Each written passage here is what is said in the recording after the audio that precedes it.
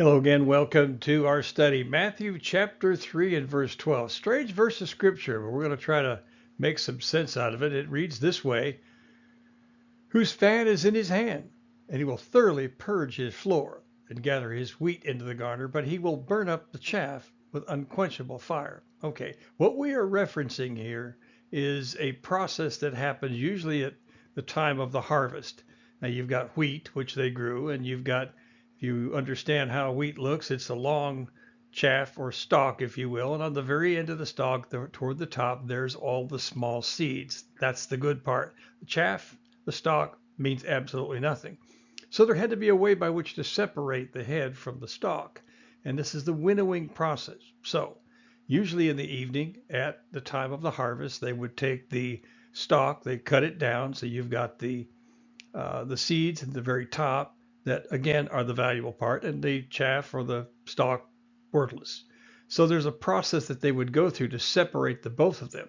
Now what they would do is they would take it, and during the evening when the winds would blow, the light winds, they would go up on a mount, if you will, or a small platform, and they would spread all the wheat on the ground, and then they would take something called a winnowing fan or fork, pick it up and shake it.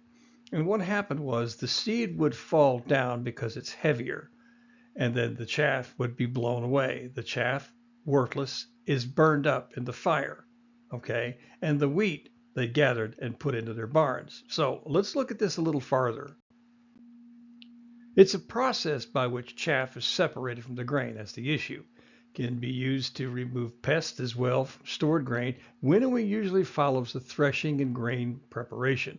And it's in its simplest form. It involves throwing the mixture into the air so that the wind blows away the lighter chaff, or the stalk, if you will, while the heavier grains fall back to the ground and it's recovered. Techniques include using a winnowing fan, as it's termed sometimes, or a shaped basket shaken to raise the chaff. A separation, once again, is the issue. Or they could use a tool called a winnowing fork or shovel, and it's done again on a pile of harvested grain. So there is a separation, and that's the key. Luke picks it up and says almost identical, the same thing: whose fan is in his hand, and he will thoroughly purge his floor and will gather the wheat into his garner, but the chaff he will burn up with fire unquenchable. What does this mean? Well, the separation, the good from the bad, the useful from the useless. Now we can take that and we can refer it to people, the righteous from the unrighteous. You see, eventually there's going to be a separation of the good from the bad, righteous from the unrighteous, the repentant sinner from the unrepentant sinner. Now understand something.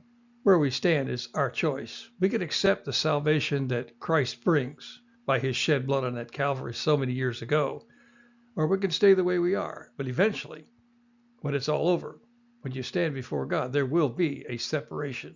Sheep from goats, good from bad, wheat from chaff. So I hope that is helpful. We'll see you on the next one. Be blessed and be safe.